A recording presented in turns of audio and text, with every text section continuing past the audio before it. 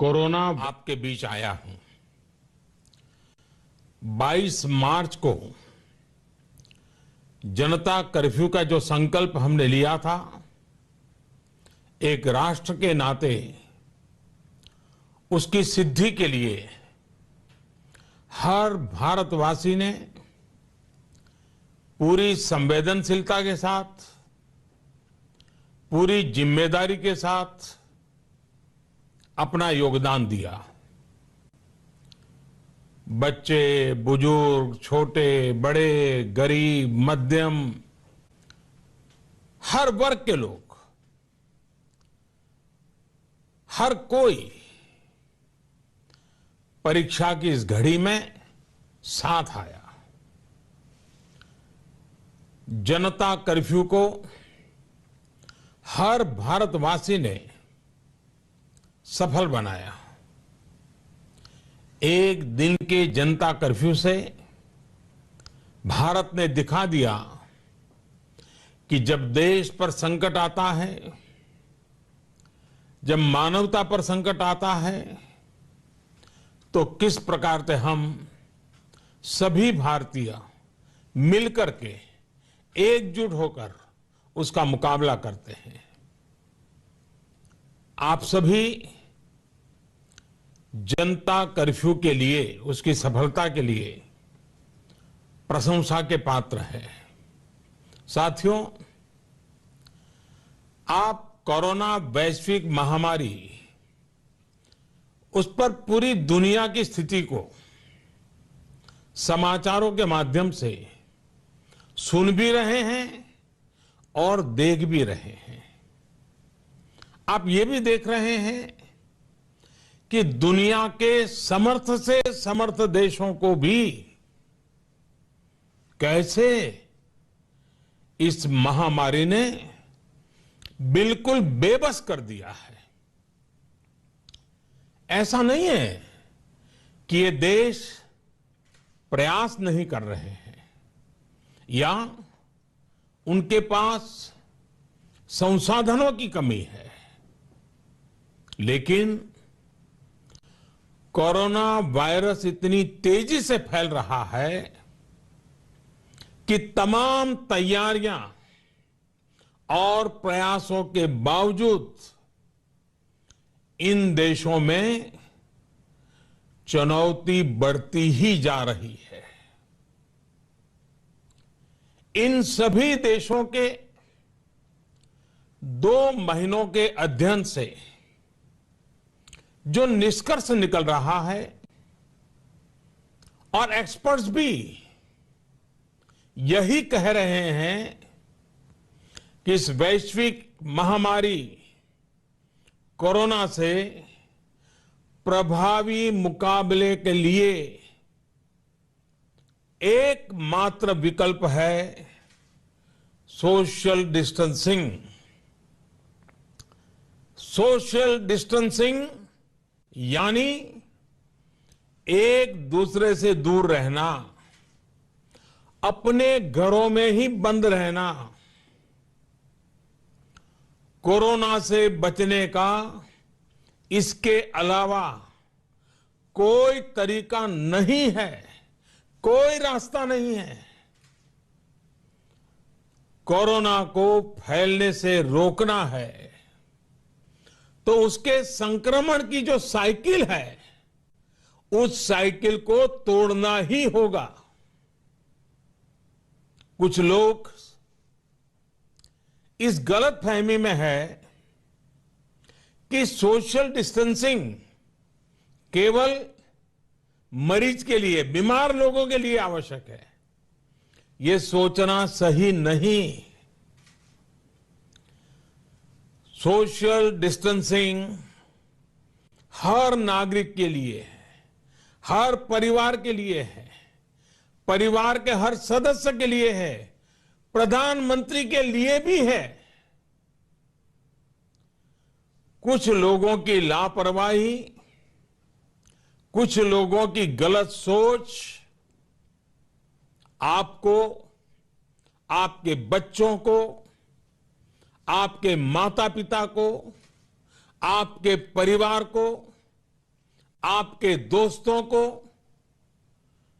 और आगे चल करके पूरे देश को बहुत बड़ी मुश्किल में झोंक देंगी। अगर ऐसी लापरवाही जारी रही तो भारत को इसकी बहुत बड़ी कीमत चुकानी पड़ सकती है। और यह कीमत कितनी चुकानी पड़ेगी, इसका अंदाजा लगाना भी मुश्किल है। साथियों, पिछले 2 दिनों से देश के अनेक भागों में लॉकडाउन कर दिया गया है। राज्य सरकार के इन प्रयासों को बहुत गंभीरता से लेना चाहिए। हेल्थ सेक्टर के एक्सपर्ट्स और अन्य देशों के अनुभवों को ध्यान में रखते हुए देश आज एक महत्वपूर्ण निर्णय करने जा रहा है। आज रात 12 बजे से पूरे देश में, ध्यान से सुनिए, पूरे देश में आज रात 12 बजे से संपूर्ण देश में संपूर्ण लॉकडाउन होने जा रहा है। हिंदुस्तान को बचाने के लिए, हिंदुस्तान के हर नागरिक को बचाने के लिए, आपको बचाने के लिए, आपके परिवार को बचाने के लिए आज रात 12 बजे से घरों से बाहर निकलने पर पूरी तरह पाबंदी लगाई जा रही है। देश के हर राज्य को, हर केंद्र शासित प्रदेश को, हर जिले, हर गांव, हर कस्बे, हर गली मोहल्ले को अब लॉकडाउन किया जा रहा है। ये एक तरह से कर्फ्यू ही है। जनता कर्फ्यू से भी कुछ कदम आगे की बात। जनता कर्फ्यू से जरा ज्यादा सख्त। कोरोना महामारी के खिलाफ निर्णायक लड़ाई के लिए ये कदम अब बहुत आवश्यक है। निश्चित तौर पर इन लॉकडाउन की एक आर्थिक कीमत देश को उठानी पड़ेगी, लेकिन एक एक भारतीय के जीवन को बचाना, आपके जीवन को बचाना, आपके परिवार को बचाना, इस समय मेरी, भारत सरकार की, देश की हर राज्य सरकार की, हर स्थानीय निकाय की सबसे बड़ी प्राथमिकता है।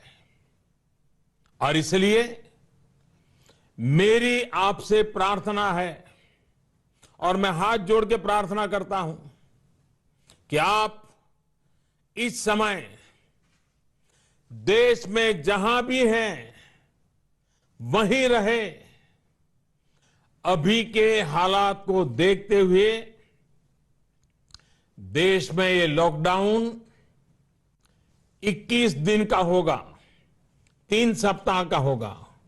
और जब मैंने पिछली बार आपसे बात की थी तब मैंने आपसे कहा था कि मैं आपसे कुछ सप्ताह मांगने के लिए आया हूं। आने वाले 21 दिन हर नागरिक के लिए, हर परिवार के लिए बहुत ही महत्वपूर्ण है। हेल्थ एक्सपर्ट्स की माने तो कोरोना वायरस की संक्रमण साइकिल तोड़ने के लिए कम से कम 21 दिन का समय बहुत अहम है। अगर ये 21 दिन नहीं संभले तो देश और आपका परिवार 21 साल पीछे चला जाएगा। अगर ये 21 दिन नहीं संभले तो कई परिवार हमेशा हमेशा के लिए तबाह हो जाएंगे। और मैं ये बात एक प्रधानमंत्री के तौर पर नहीं, आपके परिवार के सदस्य के नाते कह रहा हूं। इसलिए बाहर निकलना क्या होता है, ये 21 दिनों के लिए भूल जाइए। घर में रहे और एक ही काम करे कि अपने घर में ही रहे। साथियों, आज के फैसले ने, देशव्यापी लॉकडाउन ने आपके घर के दरवाजे पर एक लक्ष्मण रेखा खींच दी है। आपको ये याद रखना है कि घर से बाहर पड़ने वाला आपका सिर्फ एक कदम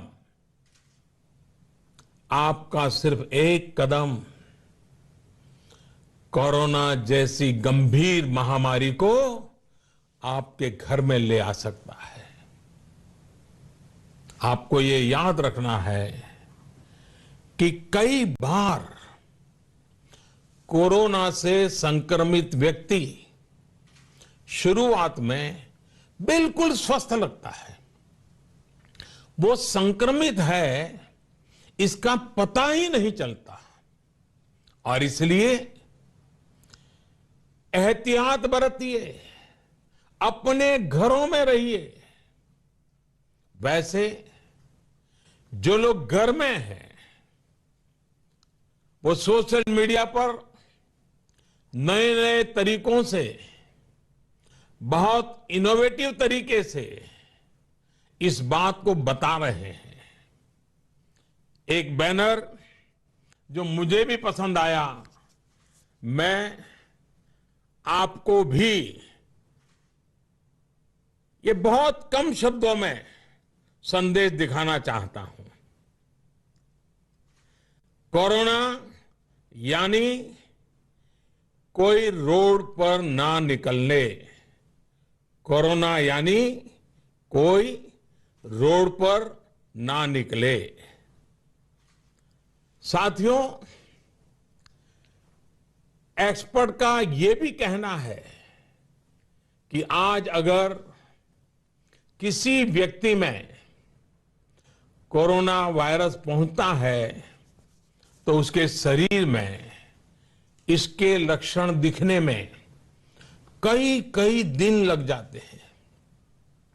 इस दौरान वो जाने अनजाने हर उस व्यक्ति को संक्रमित कर देता है जो उसके संपर्क में आता है। वर्ल्ड हेल्थ ऑर्गेनाइजेशन की रिपोर्ट बताती है कि इस महामारी से संक्रमित एक व्यक्ति, सुनिए, एक व्यक्ति सिर्फ हफ्ते 10 दिन में सैकड़ों लोगों तक इस बीमारी को पहुंचा सकता है। यानी ये आग की तरह तेजी से फैलता है।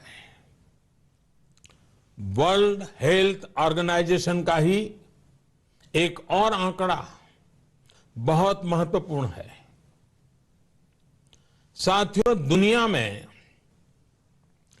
कोरोना वायरस से संक्रमित व्यक्तियों की संख्या को पहले 1 लाख तक पहुंचने में 67 डेज, 67 दिन लग गए थे। यानी 1 लाख तक पहुंचने में 67 दिन। उसके बाद सिर्फ 11 दिन में ही 1 लाख नए लोग संक्रमित हो गए, यानी 2 लाख हो गए।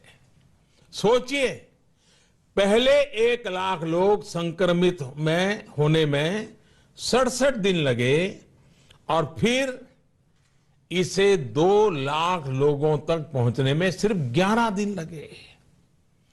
ये और भी भयावह है कि 2 लाख संक्रमित लोगों से 3 लाख लोगों तक ये बीमारी पहुंचने में सिर्फ 4 दिन लगे। आप अंदाजा लगा सकते हैं कि कोरोना वायरस कितनी तेजी से फैलता है और जब ये फैलना शुरू करता है तो इसे रोकना बहुत मुश्किल होता है। साथियों, यही वजह है कि चीन, America, France, Germany, Spain, Italy, Iran जैसे अनेक देशों में जब कोरोना वायरस ने फैलना शुरू किया तो हालात बेकाबू हो गए। और ये भी याद रखिए, इटली हो या अमेरिका, इन देशों की स्वास्थ्य सेवा, उनके हॉस्पिटल, उनके यहां आधुनिक संसाधन पूरी दुनिया में बेहतरीन है। उनकी व्यवस्थाएं बेहतरीन मानी जाती हैं। बावजूद इसके ये देश कोरोना का प्रभाव कम नहीं कर पाए। सवाल ये कि इस स्थिति में उम्मीद की किरण कहां है? उपाय क्या है? विकल्प क्या है? साथियों, कोरोना से निपटने के लिए उम्मीद की किरण उन देशों से मिले अनुभव में है जो कोरोना को कुछ हद तक नियंत्रित कर पाए। हफ्तों तक इन देशों के नागरिक घरों से बाहर नहीं निकले। इन देशों के नागरिकों ने 100%, 100% सरकारी निर्देशों का पालन किया और इसलिए ये कुछ देश अब इस महामारी से बाहर आने की ओर बढ़ रहे हैं। हमें भी ये मानकर चलना चाहिए कि हमारे सामने सिर्फ और सिर्फ यही एक मार्ग है, एषः पंथाः। हमें घर से बाहर नहीं निकलना है, चाहे जो हो जाए घर में ही रहना है। सोशल डिस्टेंसिंग प्रधानमंत्री से लेकर के गांव के छोटे से नागरिक तक सबके लिए कोरोना से तभी बचा जा सकता है जब घर की लक्ष्मण रेखा न लांघी जाए। हमें इस महामारी के वायरस का संक्रमण रोकना है, इसके फैलने की चेन को तोड़ना है। साथियों, भारत आज उस स्टेज पर है जहां हमारे आज के एक्शन तय करेंगे कि इस बड़ी आपदा के प्रभाव को हम कितना कम कर सकते हैं। ये समय हमारे संकल्प को बार बार मजबूत करने का है। ये समय कदम कदम पर संयम बरतने का है। आपको याद रखना है, जान है तो जहान है। साथियों, ये धैर्य और अनुशासन की घड़ी है। जब तक देश में लॉकडाउन की स्थिति है, हमें अपना संकल्प निभाना है, अपना वचन निभाना है। मेरी आपसे हाथ जोड़ करके प्रार्थना है कि घरों में रहते हुए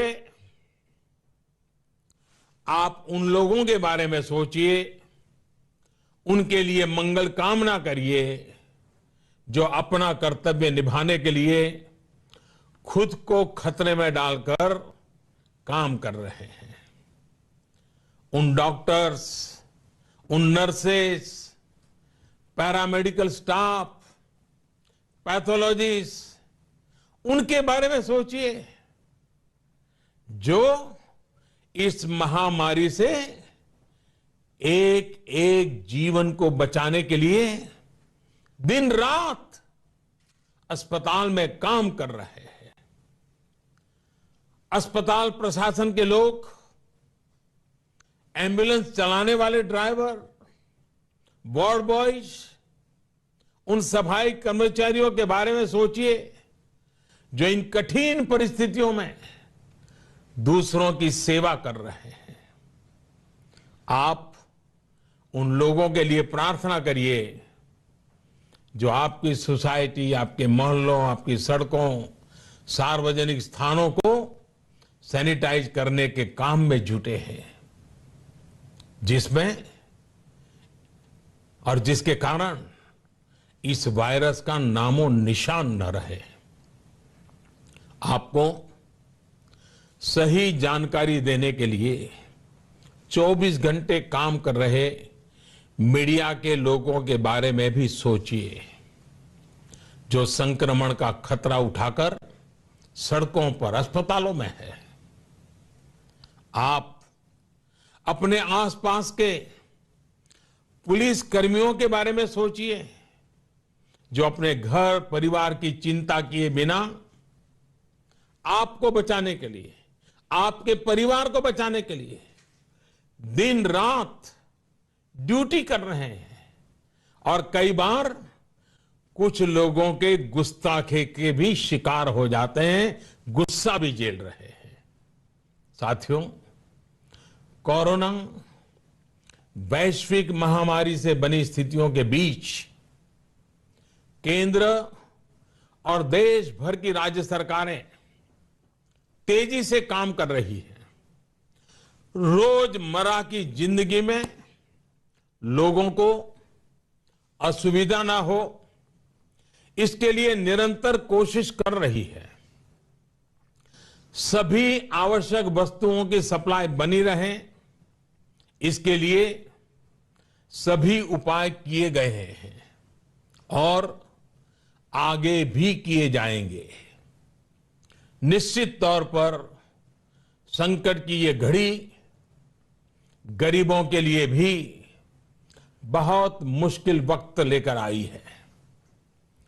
केंद्र सरकार, राज्य सरकारों के साथ समाज के अन्य संगठन, सिविल सोसाइटी के लोग गरीबों को मुसीबत कम हो, इसके लिए निरंतर जुटे हुए हैं। गरीबों की मदद के लिए अनेकों लोग साथ आ रहे हैं।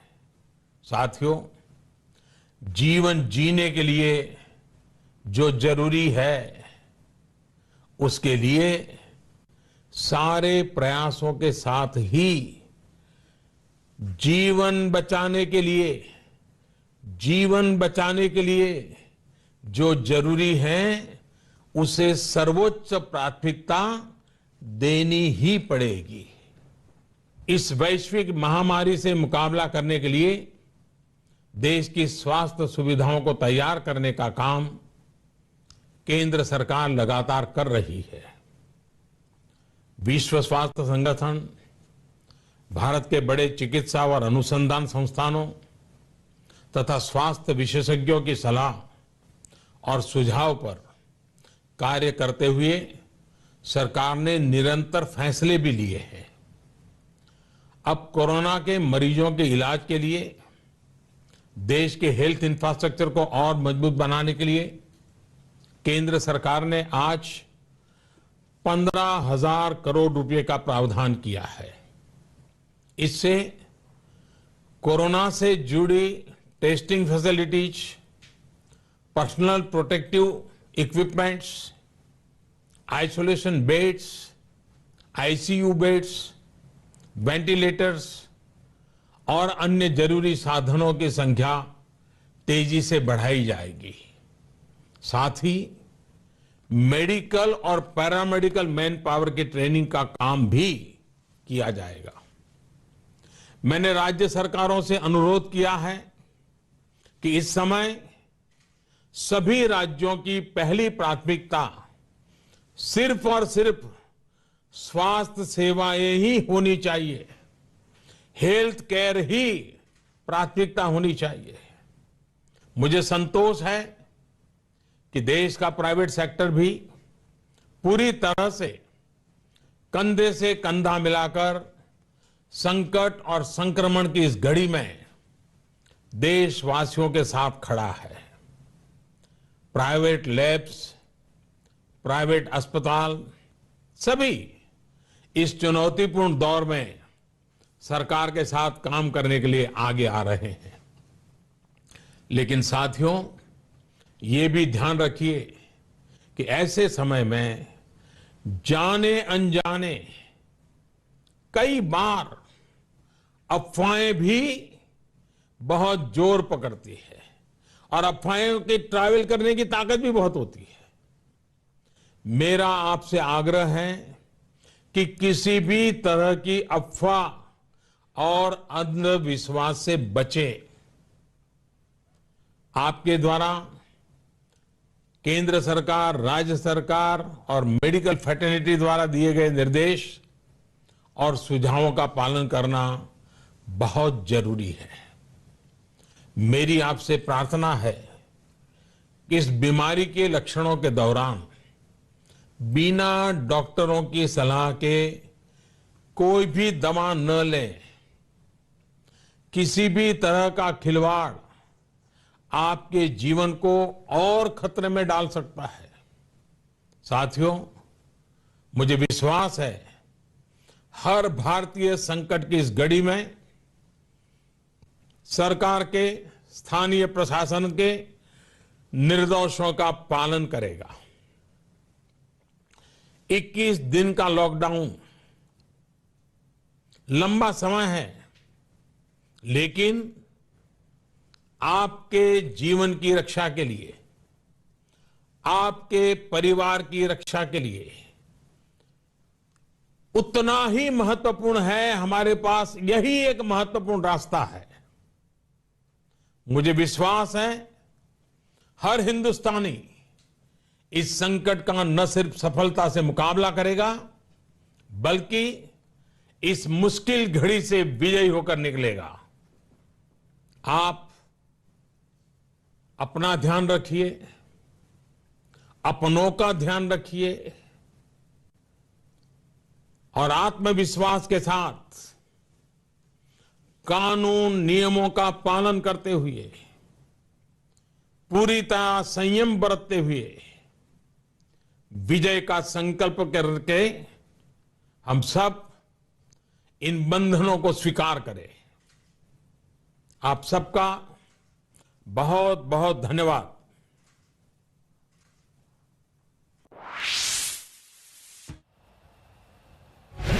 तो सुना आपने प्रधानमंत्री नरेंद्र मोदी को। उन्होंने कहा है आज रात 12 बजे से पूरे देश में संपूर्ण लॉकडाउन।